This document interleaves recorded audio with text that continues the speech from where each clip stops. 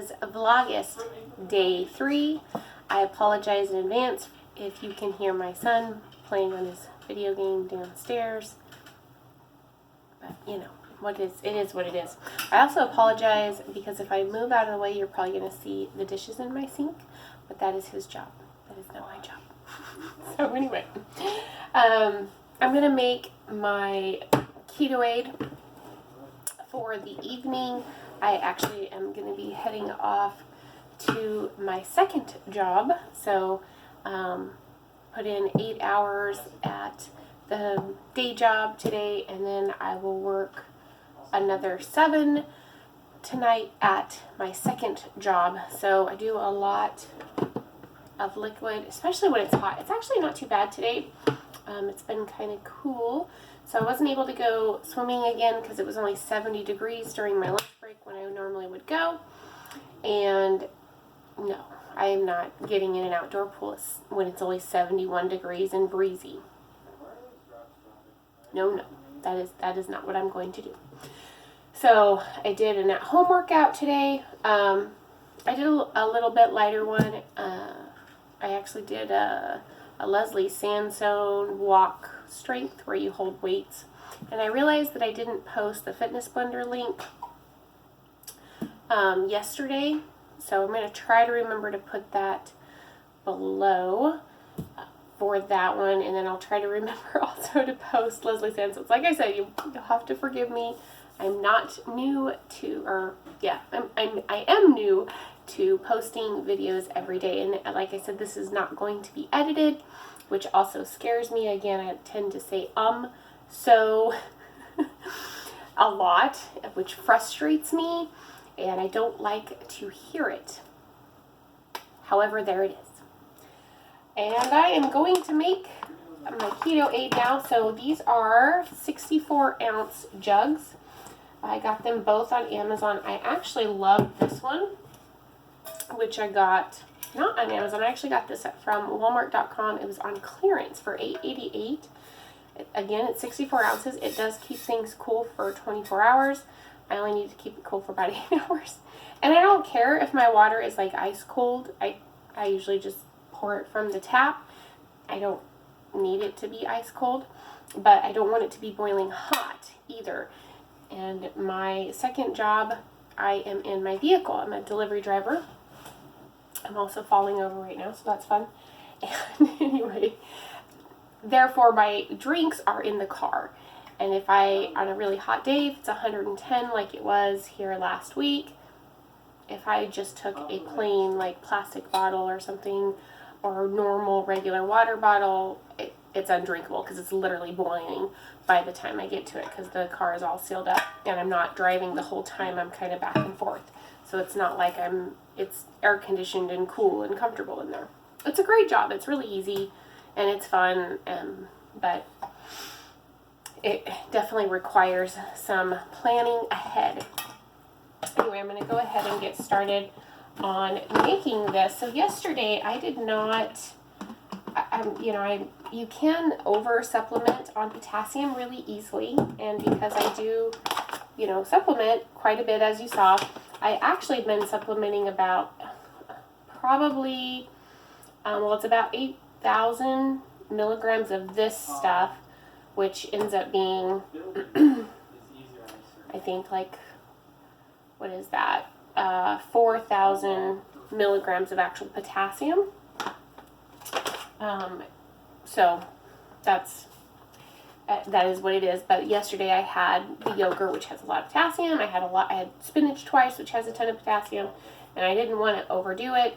And I'm not tracking, so that is I guess the one downside to this not tracking thing is now I don't know what I'm intaking as far as vitamins and nutrients goes. And that's weird for me because normally I know exactly what I have. I've even been using both MyFitnessPal and Chronometer because Chronometer is definitely a lot better and it has more choices. For example, MyFitnessPal doesn't even have an option to track magnesium. Like, it's not even listed there. And a whole bunch of other things, by the way. Omega-3s. It doesn't separate your protein. I mean, Chronometer, if you have a deficiency in something especially, I highly recommend you use Chronometer because it is going to do such a good job as for telling you exactly what it is you're taking and what you need. But I also did not supplement any magnesium last night, again for that same reason that I didn't do a lot of the potassium. I just did the one 990 potassium milligrams. It ended up being 2.7 grams of this stuff, of the glycinate, but that equals 990 milligrams of actual potassium. But anyhow, I kind of felt, you know what, with all that spinach, with the yogurt, with the blackberries, I probably don't need magnesium. But I did crave chocolate today, so I'm definitely thinking that maybe that was a mistake. So today I am going to go ahead and add to it. And besides that, like I said, with me being outside of my second job and moving so much, I know that I go through my electrolytes a lot faster. So typically on Fridays, because that is a very normal day for me to have a long day and move a lot and have a lot of activity, I try to kind of over supplement than I would normally because of that. So I didn't take as much sodium in the morning because I knew that I would add some this evening. So I spread it out a little bit more. I actually don't add any more sodium. I just change when I take it. So instead of 3 tablespoons this morning, I only took 2. But now I'm going to add a half a tablespoon to each one of these because that will help to rehydrate me basically as I go along. And these are huge water bottles. Again, I don't feel like I'm not a person that needs a lot of sodium. Some people need a lot more. I don't sweat a lot. I just don't. I know I burn through the electrolytes because I drink a lot of fluid, but I don't sweat a lot, and therefore I don't go crazy. A person that sweats a lot, you probably would add 1 to 2 tablespoons of the Soleil to each one of these because it's so much water. But I don't need that. Play with it, be careful. Some people do have, just like with everything in life, some people do have issues with sodium. So you definitely want to try it out for yourself before you just go crazy. So I'm going to put 1.5 tablespoons of lemon juice. And lemon juice is really great for digestion. It helps your kidney functions as well as just makes the water taste good, right? So about 1.5 tablespoons in each one of those. And then this little tad ends up measuring out to about 1.25 to 1.5 grams of potassium. I've kind of been testing that. And that is what I'm going to add to each one of these. So that'll be a total of about 2.75, maybe as much as 3 grams of, but again, it's going to be about the same as I took yesterday, 990 milligrams. I have taken this already, though, 2 other times today. I did put it in my spinach shake this morning because I was not feeling well today, which I'll talk about maybe here in a second. We'll see how much time this ends up wrapping up to me. And the magnesium, their measurements are 1/4 teaspoon. I have measured out. It's like a heaping 1/4 teaspoon. It is not a flat 1/4 teaspoon because, like I said, I have actually measured it out before. So to get the, it says it takes 1,000 milligrams of this, and 2,220 milligrams does equal, it says that equals 900 milligrams of magnesium. And half a teaspoon equal to 800 milligrams. Wait a minute, that's not right. Sorry, I'm looking at the wrong thing. I'm like, no. All right, so they're saying a serving size is a half a teaspoon, which is 1,800 milligrams of this stuff, of the magnesium vicunate, and my 1,800 or 2,200 milligrams of this stuff is equal to 401 milligrams of your magnesium, which is 100% of your daily requirement. So I'm going to do, it's a heaping, trust me, like I said, I've measured it out before. So a quarter in each one is going to give me that heaping half, which is going to be basically one full serving of magnesium. I have that, and then I'm going to use this, you probably saw this yesterday, this is the lemon extract, and the reason I use this is because the potassium citrate, man, I can't talk today, is already got a citrus taste to it. It's kind of sweet also, even just by itself. The magnesium is not sweet, and it tastes kind of gross.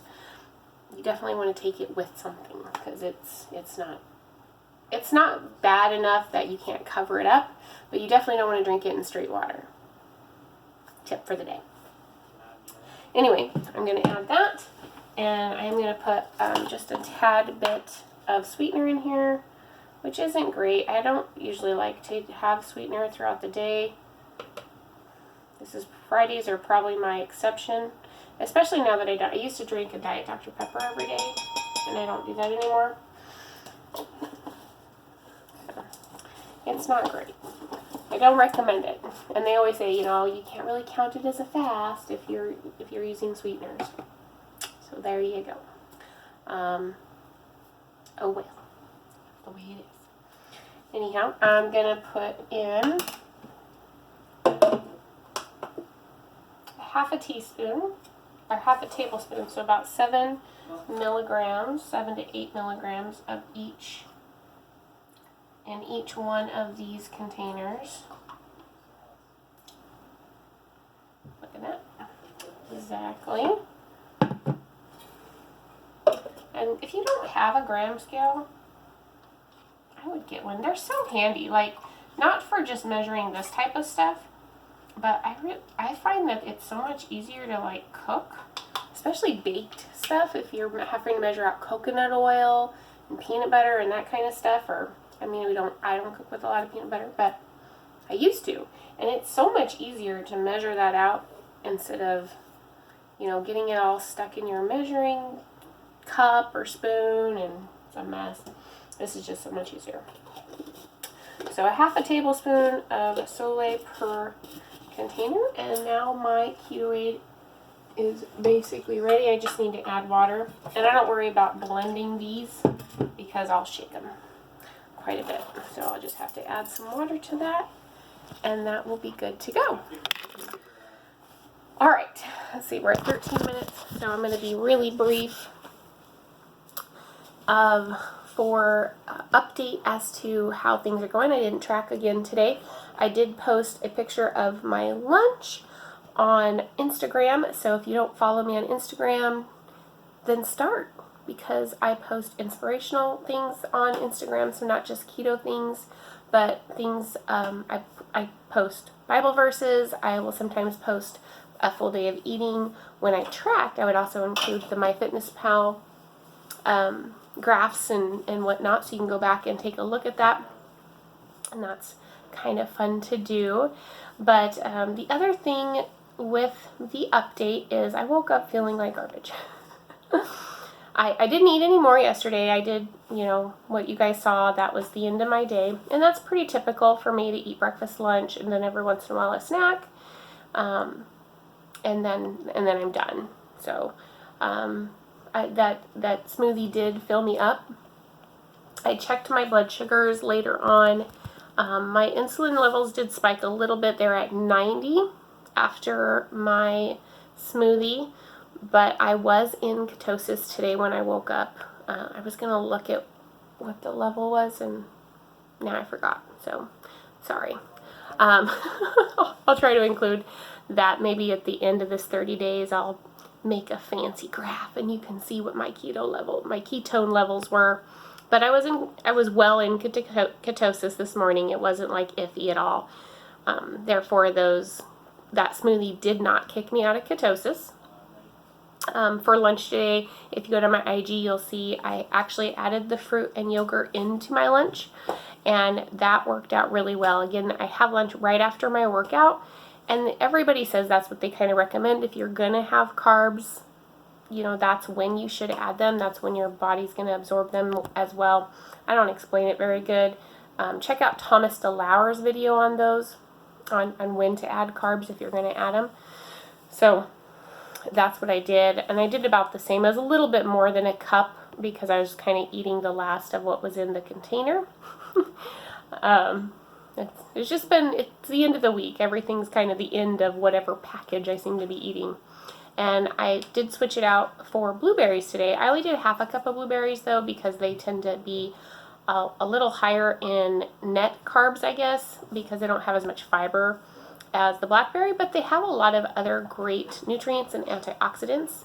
And so I added those. Like I said, I felt like garbage this morning when I got up, and I really didn't feel alive until about a third cup of coffee. And I'm still drinking the half calf, half decaf. I mean, that's how I make the pot of coffee. You'll notice I brew it the day before